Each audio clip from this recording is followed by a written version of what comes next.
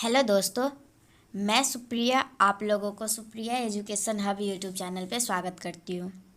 आज के video lecture में क्या होगा? आज के वीडियो लेक्चर में हम लोग थर्मोडायनेमिक्स को रिवाइज कर रहे थे, जिसमें मैं आप लोगों को पार्ट 1 प्रोवाइड कर दी थी। पार्ट 2 बहुत सारे स्टूडेंट का डिमांड आ रहा था, तो मैं पार्ट 2 आप लोगों के लिए आज ले आई हूँ। तो देखिए, मैं आप लोगों से कहना चाहती हूँ, जो आप लोग को डिस्क्रिप्शन में टेलीग्राम चैनल का लिंक मिलेगा, उससे आप लोग टेलीग्राम चैनल को ज्वाइन हो जाइए। देखिए, टेलीग्राम चैनल से ज्वाइन होने का फ़ायदा क्या आप लोग को, मैं नोट्स वगैरह हमेशा उस पर शेयर करती रहती हूँ, इंपॉर्टेंट टॉपिक सब बताती रहती हूँ। वीडियो को अपलोड करते ही मैं वहाँ पे लिंक शेयर कर देती हूँ। और एक बेनिफिट है, आप लोग मुझसे बात कर सकते हैं, मतलब कि आप लोगों को जो भी टॉपिक चाहिए वो बता सकते हैं। आप लोग को कौन सा टॉपिक चाहिए, मैं आप लोगों से ही पूछ के ही हर एक वीडियो बनाती हूँ।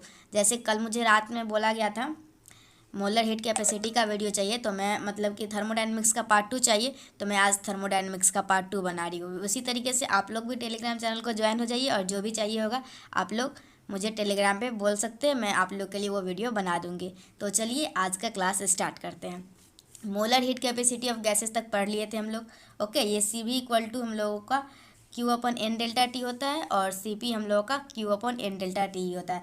ये सभी हम लोग पढ़ चुके थे, और ये रिलेशन भी देख चुके थे। सी भी equal to M times of छोटा वाला सी, और C P equal to M times of छोटा वाला सी पी। ओके, और देखिए, एक इम्पॉर्टेंट रिलेशन है जो आप लोगों को पता होना चाहिए, सी पी माइनस सी भी इक्वल टू आर होता है कोई भी गैस के लिए। ये हमेशा ट्रू है। ओके, ऑलवेज ट्रू है, सी पी माइनस सी भी इक्वल टू आर। ओके, तो एक देख लीजिएगा, सी पी माइनस सी भी इक्वल टू आर है, और सी पी में थोड़ा पहले क्या बताई, M times of C P, तो M times of C P minus M times of C B. तो देखिए, अगर छोटा वाला C P minus C V पूछा जाएगा तो ये आप लोग का आर बट्टे मोलर मास हो जाएगा। ओके, देखिए यहाँ से हम लोग देखते हैं, ये सब तो देख चुके थे। क्यू बी मतलब कि हम लोग का क्यू बी क्या होता है, N C B delta T, और क्यू पी होता है N C P delta T. तो यहाँ से सी बी क्या आ जाएगा, सी बी आ जाएगा क्यू, सी भी आ जाएगा, यहाँ पे क्यू भी आ जाएगा। ओके, यहाँ पे क्यू भी अपन एन डेल्टा टी आ जाएगा, और सी पी आ जाएगा क्यू पी। ओके, यहाँ पे पी है और यहाँ पे भी है। ओके, उल्टा लिखा गया हुआ है। देखिए, ये रिलेशन आप लोग को याद रखना है, सी भी इक्वल टू एफ बाई, यहाँ पे 2 है, एफ बाई 2 आर। ओके, सी भी इक्वल टू क्या होता है, एफ बाई 2 आर, और सी पी माइनस सी भी इक्वल टू आर होता है, तो C P equal to R plus C V हो जाएगा। सी भी क्या बताए थे अभी, सी भी बताए थे एफ बाई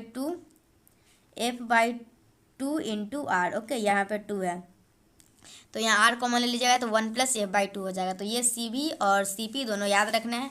ये याद नहीं भी रहता है सी पी, तो आप लोग को सी बी याद रहना चाहिए, और C P minus C B equal to R होता है, वो सभी को पता होता है।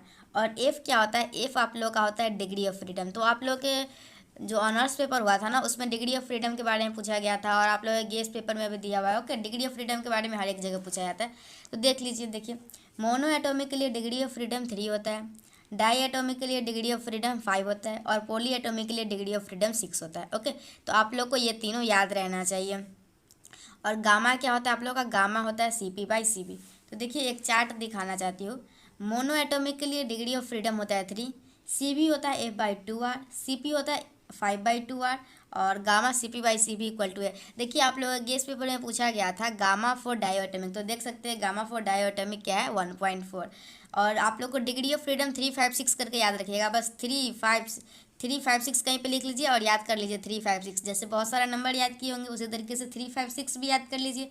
ओके, 356 याद हो गया, बस याद रखिएगा मोनो एटॉमिक, डाई एटॉमिक और पॉली एटॉमिक। ओके, तो जब आप लोगों को एफ पता है, ओके, डिग्री ऑफ फ्रीडम पता है, तो सी भी का भी फॉर्मूला पता है, F/2R, तो आप लोग मोनो एटॉमिक के लिए, डाई एटॉमिक के लिए, पॉली एटॉमिक के लिए निकाल लीजिएगा। और सी पी माइनस सी भी इक्वल टू आर जो रिलेशन है, सी पी माइनस सी भी इक्वल टू आर, ये रिलेशन सभी को पता होता है। ओके, तो आप लोग को जब सी बी पता है तो सी पी प्लस आर से मतलब कि सी पी भी आ जाएगा, C P equal to R plus C B, तो सी बी तो पता ही है। और गामा क्या होता है, गामा होता है C P by C B, तो आप लोग दोनों का डिवाइड करके रेशियो भी निकाल सकते हैं। तो आप लोग को क्या करना है, आप लोग को याद रखना है, मोनो एटॉमिक के लिए गामा 1.66 होता है, डाई एटॉमिक के लिए 1.4 होता है, और पॉली एटॉमिक के लिए 1.3 होता है। ओके, तो इसको हम लोग बोलते हैं डिग्री ऑफ फ्रीडम जो है ना, इसको हम लोग बोलते हैं एटोमिसिटी ऑफ गैसेज। ओके, तो एटोमिसिटी बढ़ने से आप लोग का डिग्री ऑफ फ्रीडम जो होता है ना, वो घटता है। तो देखिए, मतलब डिग्री ऑफ फ्रीडम 3 था। ओके, तो आप लोग का जो एटोमिसिटी था वो सबसे ज़्यादा था, मतलब जब एटोमिसिटी सबसे कम था तो डिग्री ऑफ फ्रीडम सबसे ज़्यादा था। मतलब आप लोग को दिख सकता है, यहाँ पे दिख रहा होगा, एटोमिसिटी जो है वो इन्वर्सली प्रोपोर्शनल है गामा के। ओके, डिग्री ऑफ फ्रीडम जैसे बढ़ाइएगा वैसे आप लोगों का वैसे आप लोगों का गामा जो है वो डिक्रीज हो जाएगा। ओके, अब देखिए नेक्स्ट क्या है। आप लोग को वीडियो लेक्चर में मज़ा आ रहा है या नहीं, मुझे कमेंट सेक्शन में ज़रूर बताइएगा। देखिए एनर्जी जो एक्सचेंज होता है वो दो फॉर्म में होता है, एक वर्क के फॉर्म में, एक हीट के फॉर्म में। देखिए वर्क क्या होता है, वर्क जो है ना आप लोग का वर्क क्या है, mechanical way of transfer of energy. देखिए एनर्जी का ट्रांसफ़र दो तरीके से होता है, कौन कौन तरीके से होता है, एक हीट के फॉर्म में होता है, एक वर्क के फॉर्म में होता है। वर्क क्या होता है, वर्क जो है ना आप लोग का मैकेनिकल वे है जो एनर्जी को ट्रांसफ़र करता है। वर्क फोर्स इनटू डिस्प्लेसमेंट होता है। ओके, और इलेक्ट्रिकल वर्क क्या होता है आप लोग का, electrical work Q into V होता है। और स्प्रिंग वर्क क्या होता है 1/2 kx²। ग्रेविटेशनल वर्क क्या होता है mgh। ये सभी आप लोगों को पहले ही से पता होगा, इलेक्ट्रिकल वर्क क्यू भी, स्प्रिंग वर्क 1/2 kx² और ग्रेविटेशनल वर्क mgh। ओके, देखिए मैकेनिकल वर्क क्या होता है, work equal to minus P external into delta V. Delta V मतलब चेंज इन वॉल्यूम है, और पी एक्सटर्नल मतलब पी एक्सटर्नल प्रेशर है। ओके, देखिए एक्सपेंड करेगा तो आप लोग का डेल्टा भी जो है वो पॉजिटिव होगा, और वर्क डन जो होगा निगेटिव होगा बाय गैस। और कंप्रेस्ड होगा तो डेल्टा भी जो होगा वो निगेटिव होगा, और वर्क डन पॉजिटिव होगा ऑन गैस। ओके, ये सब हटाइए। एक बात ध्यान रखिए, देखिए 1 ATM इक्वल टू इतना जूल होता है, ये पता रखिएगा। अगर चेंज करने आएगा कुछ एटीएम से जूल में तो आप लोग चेंज कर लीजिएगा 101.3 जूल। देखिए यहाँ वर्क डन क्या होता है आप लोग का minus P external into D V, और इंटीग्रेशन ऑफ V1 से लेकर V2 तक और माइनस में। तो देखिए अगर कोई साइक्लिक प्रोसेस के लिए एरिया ऑफ सर्किल पूछता है, क्लॉकवाइज है तो वर्क डन निगेटिव होगा, और एंटी क्लॉकवाइज है तो वर्क डन पॉजिटिव होगा। नेक्स्ट देखिए क्या है, work done in different thermodynamic process. तो हम लोग अभी आइसोकोरिक, आइसोथर्मल, जितने भी प्रोसेस है सभी में हम लोग वर्क डन आप लोगों को मैं बताऊंगी। देखिए वर्क डन क्या होता है, वर्क डन का ये सबसे बेसिक फार्मूला है minus P external into delta we, जो कि ये फार्मूला सभी को पता होता है। ओके, आप लोग का work done equal to minus P external into delta V. Okay, ये फार्मूला सभी को पता होता है। और ये आप लोग का गैस एक्सपेंड करता है, एक्सपेंशन होता है, एक्सपेंशन होता है मतलब डेल्टा वी पॉजिटिव है, वर्क डन निगेटिव है बाय गैस, और कंप्रेशन में डेल्टा वी निगेटिव है, वर्क डन पॉजिटिव है ऑन गैस। ओके, और ये जनरल फार्मूला बस आप लोगों को याद रखना है। देखिए अगर आप लोगों का आइसोकोरिक है, आइसोकोरिक मतलब देखिए मैं आप लोग को एक ट्रिक बताई थी, ये जो BAR बीच में से आया बार, तो ये बार प्रेशर का यूनिट है, तो ये आप लोग का इसमें प्रेशर कांस्टेंट रहता है। इसमें TH थर्म कुछ करके आता है, तो ये टेम्परेचर है, तो इसमें टेम्परेचर कांस्टेंट रहता है। तो जब एक में टेम्परेचर कांस्टेंट रहता है, एक में प्रेशर कांस्टेंट रहता है, तो जो बच गया वो इसमें कांस्टेंट रहेगा। तो इसमें क्या बच गया, वॉल्यूम, तो इसमें वॉल्यूम कांस्टेंट रहता है। अगर आप लोग को याद नहीं रहता है तो ऐसे करके याद कर सकते हैं। तो आइसोकोरिक प्रोसेस में कौन सा क्या कांस्टेंट रहता है, तो आप लोगों को वॉल्यूम कांस्टेंट रहता है। ओके, तो देखिए ये फॉर्मूला तो सभी को पता है, work done equal to minus P external into delta V. तो डेल्टा वी अगर आइसोकोरिक में वॉल्यूम कांस्टेंट है मतलब डेल्टा वी जीरो है, मतलब आप लोगों का वर्क डन जीरो हो जाएगा। तो अगर आप लोगों से एग्जाम में पूछा जाएगा work done in isochoric process, और ऑप्शन दिया जाएगा जीरो और कुछ कुछ करके कुछ भी दे दिया जाएगा ऑप्शन, तो आप लोग आसानी से बता पाइएगा। अगर आइसोबारिक प्रोसेस के लिए पूछ रहा है मतलब प्रेशर कांस्टेंट है, तो work done equal to minus P external into delta V होता है। और एक वर्क डन का फॉर्मूला क्या बताइए, माइनस V1 से लेकर V2 P external into delta V. अगर प्रेशर कांस्टेंट है तो इसको बाहर निकाल लीजिएगा और इसको इंटीग्रेट करके निकाल लीजिएगा। तो आइसोकोरिक भी आ गया समझ में, आइसोबारिक भी आ गया। देखिए नेक्स्ट क्या आप लोगों का isothermal.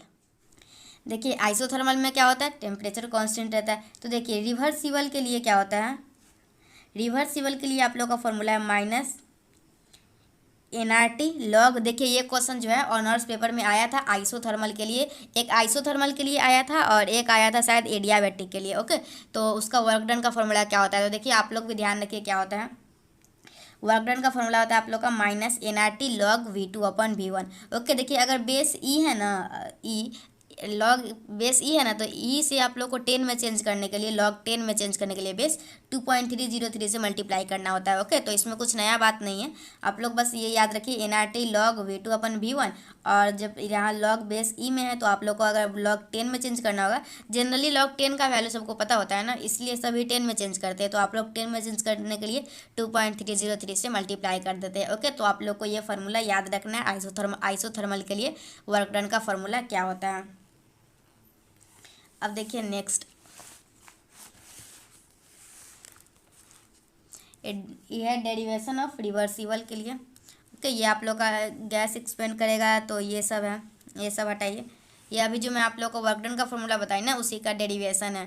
P external into D V, P V equal to N R T होता है, तो P equal to N R T upon V, देखिए P V equal to N R T है ना, तो यहाँ से पी क्या आएगा, एन आर टी अपन भी, तो N R T upon V into D V, N R T constant है तो एन आर टी बाहर जाएगा, तो डी वी बाई वी बचेगा। ओके, और वन बाई वी का वन बाई एक्स का आप लोग का इंटीग्रेशन पता होगा, लॉग एक्स होता है, लॉग एक्स वी वन से लेकर वी टू तक है, और हम लोग इसको लिमिट रख के सब्ट्रैक्ट करते हैं। इंटीग्रेशन देखिए, आप जो अभी फिजिक्स सब्सिडरी के लिए देख रहे हैं उनको तो अच्छे से आता होगा इंटीग्रेशन डिफ्रेंशिएशन करने। ये तो क्लास 12th में, क्या क्लास 11th में ही फिजिक्स में, क्लास 11th में ही बता दिया जाता है। ओके, बेसिक इंटीग्रेशन 11th में ही बताया जाता है, एडवांस लेवल पढ़ाया जाता है 12th में, और फिजिक्स की क्लास में ही बता दिया जाता है। तो ये आप लोगों का फॉर्मूला हो गया। ओके, अब देखिए नेक्स्ट क्या, एक एरिया में देखिए, जो आप लोग का फिजिक्स ऑनर्स का पेपर हुआ है ना अभी, तो उसमें एक आइसोथर्मल के लिए पूछा गया था। तो आइसोथर्मल के लिए क्या होता है, N R T log V two upon V one, और एक एडियाबैटिक के लिए पूछा गया था। तो देखिए एडियाबैटिक के लिए क्या होता है, देखिए ये भी याद रखना है आप लोग को, पी वी के power gamma equal to constant,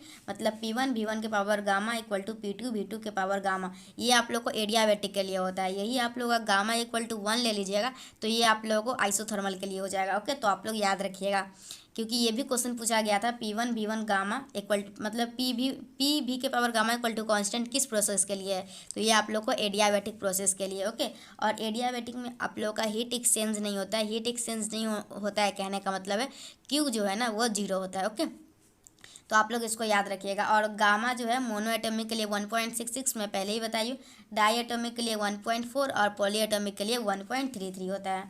देखिए ये वर्क डन का फॉर्मूला हम लोग का होता है एडियाबैटिक के लिए, जो कि पूछा गया था ऑनर्स के पेपर में। तो आप लोग भी ध्यान रखिए एडियाबैटिक के लिए वर्क डन का फार्मूला क्या होता है। तो एडियाबैटिक के लिए आप लोगों का वर्क डन का फार्मूला होता है एन आर के पावर गामा -1 T2 - T1। देखिए इसका फुल डेरिवेशन है, तो आप लोग डेरिवेशन भी समझ सकते हैं, बहुत ही ईजी है, कुछ करना ही नहीं है, बस P external to D V, और यहाँ पी वी के power gamma equal to constant है, तो कोई कॉन्स्टेंट अपन वी के पावर गामा चला जाएगा, पी का वैल्यू, और बस इसको इंटीग्रेट कर लेना है, और आप लोग इंटीग्रेशन आसानी से कर सकते हैं, इतना तो मुझे पता ही है। ओके, देखिए बस इंटीग्रेशन कीजिएगा, बस आप लोगों का आ जाएगा जो भी आना होगा। ओके, आई थिंक पूरा नहीं दिख रहा होगा, जस्ट वेट मैं कुछ करती हूँ।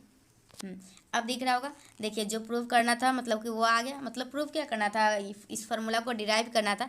तो डेरिवेशन भी आप लोग को, अगर डेरिवेशन तो पूछेगा थोड़ी, आप लोगों से ऑब्जेक्टिव है ना, तो यही पूछेगा आप लोग का वर्क डन क्या होता है एडियाबैटिक के लिए। तो वर्क डन होता है एडियाबैटिक के लिए एन आर के power gamma minus N R divided by gamma -1 T2 - T1। Okay, तो आप लोग को याद रहेगा, क्या याद रहेगा आप लोगों को, work done in isothermal process और work done in adiabatic process, ये दोनों को याद रखिएगा। आइसोकोरिक का तो 0 हो जाता है, क्योंकि पी एक्सटर्नल इंटू डेल्टा भी होता है, आइसोकोरिक में वॉल्यूम कांस्टेंट रहता है, तो डेल्टा भी 0 होता है, तो वर्क डन भी 0 हो जाता है। ओके, और आइसोथर्मल के लिए मैं याद करवा ही दी, N R T upon log V two upon V one, और एडियाबैटिक के लिए भी याद करवा दी, एन आर के power N R divided by gamma -1 और T2 - T1। ओके, अब देखिए क्या है, ये आप लोग का बेसिक है, इसी से हम लोग सब कुछ को डिराइव किए हैं, जो भी किए हैं सब कुछ इसी से किए हैं, minus P external into delta भी से।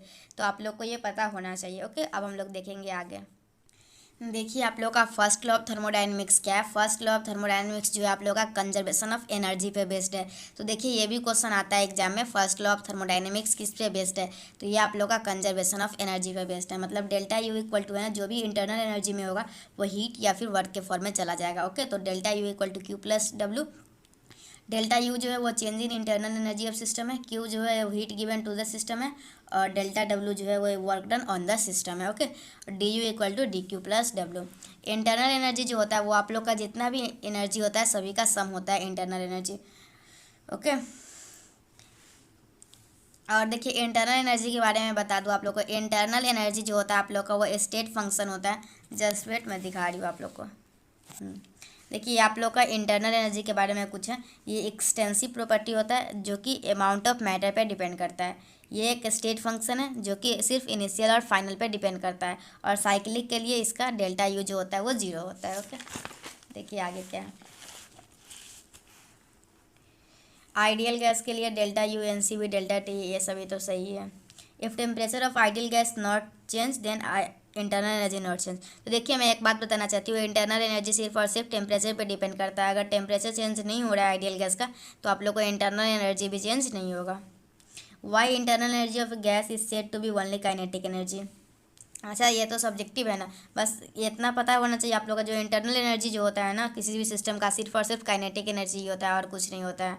ओके, और क्या, delta U equal to Q plus W, first law of thermodynamics है। Q equal to N C B delta T, M C B delta T, ये सब हटाइए आप लोग। अब एंथैल्पी देख लीजिए। देखिए एंथैल्पी क्या होता है, heat content of system at constant pressure. तो ये delta H equal to delta E plus N G R T होता है। देखिए इसको याद रखिएगा, H equal to U plus P V. देखिए ऑनर्स पेपर में जो क्वेश्चन आया था वो क्वेश्चन कुछ इस प्रकार से था। देखिए मैं बता रही हूँ, कहाँ पे लिखूँ।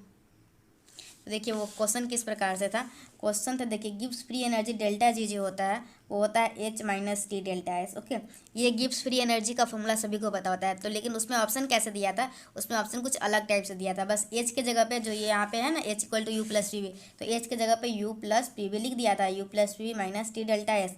और बस पूछ रहा था कौन सा ऑप्शन करेक्ट है। इसी तरीके से कुछ उल्टा पुल्टा करके इधर उधर साइन करके 4 ऑप्शन दे के पूछ रहा था, तो आप लोग का ये करेक्ट हो जाता। ओके, तो ये delta H equal to delta U plus delta N G R T. Okay, और ये H equal to U plus P V है। एच आप लोग को हीट कंटेंट है, यू इंटरनल एनर्जी है, और पी प्रेशर एक्सटर्नल है, और वी वॉल्यूम है। ओके, तो आप लोग इसको याद रखिएगा, H equal to U plus P V होता है। ओके, और किसी भी कांस्टेंट वॉल्यूम के लिए delta H equal to delta U plus क्या है, U into V into delta P, और कांस्टेंट प्रेशर के लिए delta H equal to delta U plus P into delta V. Volume है तो वॉल्यूम को बाहर निकाल लीजिए, और प्रेशर है तो प्रेशर को बाहर निकाल लीजिए। Okay, H equal to U plus P V बस याद रखिएगा ना, सब कुछ हो जाएगा जो भी क्वेश्चन पूछा जाएगा। एंथैल्पी जो है आप लोग का, एंथैल्पी स्टेट फंक्शन है। मतलब स्टेट फंक्शन कहने का मतलब है वो सिर्फ इनिशियल और फाइनल पोजीशन पे ही डिपेंड करता है। Okay, depend only on initial and final position. Okay, path से इसको डिपेंड नहीं करता है। मतलब अगर कोई भी स्टेट फंक्शन है तो उसका जो साइक्लिक में उसका जीरो ही होगा, और ये एक एक्सटेंसिव प्रॉपर्टी है। Okay, H in terms of law of thermodynamics. देखिए H equal to U plus P V मैं अभी बताई। फर्स्ट लॉ ऑफ थर्मोडाइनमिक्स क्या होता है, U equal to Q plus W, और at constant pressure delta H equal to U plus P delta V. और constant pressure पे ये क्या हो जाएगा, ये तो मतलब कहने का मतलब है डेल्टा एच इक्वल टू जो है ना वो heat content at constant pressure के बराबर होता है, delta H equal to delta Q P के। ओके, और क्यू होता है आप लोग का N C delta T, C molar specific heat capacity, delta T change in temperature, N number of moles of molecules of. Okay, देख ली सब कुछ।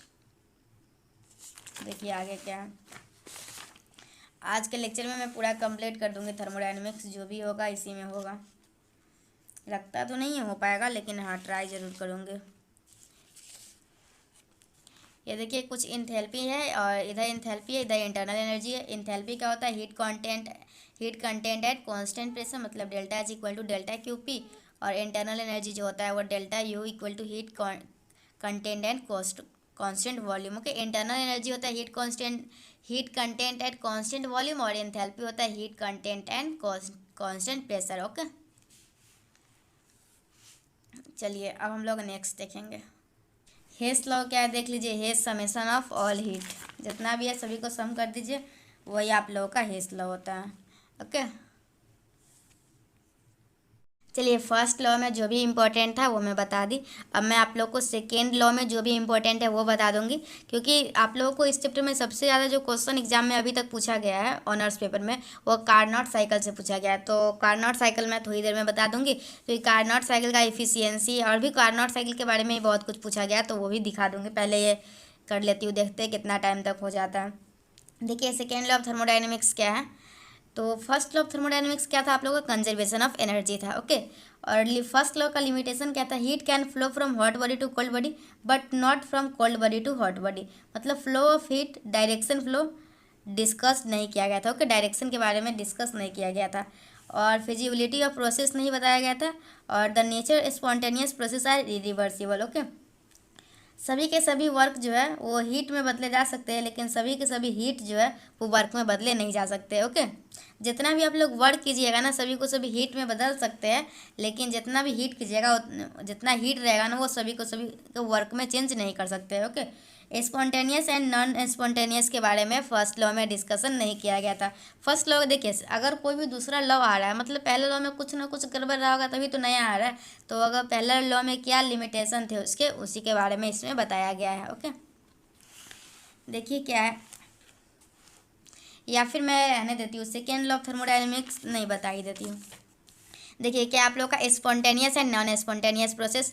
देखिए सेकेंड लॉ पे आप लोगों को जो सेकेंड लॉ बात होता है ना, ये देखिए एक क्वेश्चन था फिजिक्स ऑनर्स में, सेकेंड लॉ जो सेकेंड लॉ ऑफ थर्मोडायनेमिक्स है ना, उसमें किसके बारे में पढ़ाई करते हैं, तो इसमें आप लोग एंट्रोपी के बारे में पढ़ेंगे। ओके, और देखिए spontaneous and non spontaneous process है ना, तो आप लोग का जो नॉन स्पॉन्टेनियस है ना ऑलवेज इंक्रीज ही होता है। चलिए पढ़िए क्या लिखा हुआ है, any process which has a tendency to occur by itself, मतलब कि जो खुद हो जाता है अपने आप, कोई भी ऐसा प्रोसेस जो खुद हो जाता है तो वो आप लोग का स्पॉन्टेनियस होता है।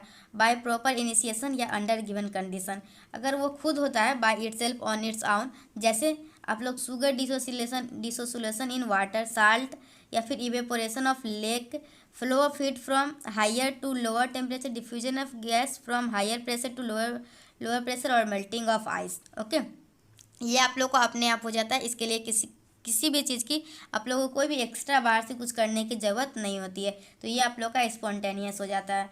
और कुछ ऐसे रिएक्शन होते हैं ना जिसको आप लोगों को कुछ इनिशिएशन करना होता है, कुछ आप लोगों का, देखिए मेरा फ़ोन का बैटरी अभी 2% है, मोबाइल 2 मिनट में बंद हो जाएगा। ओके, मैं जल्दी जल्दी करती हूँ।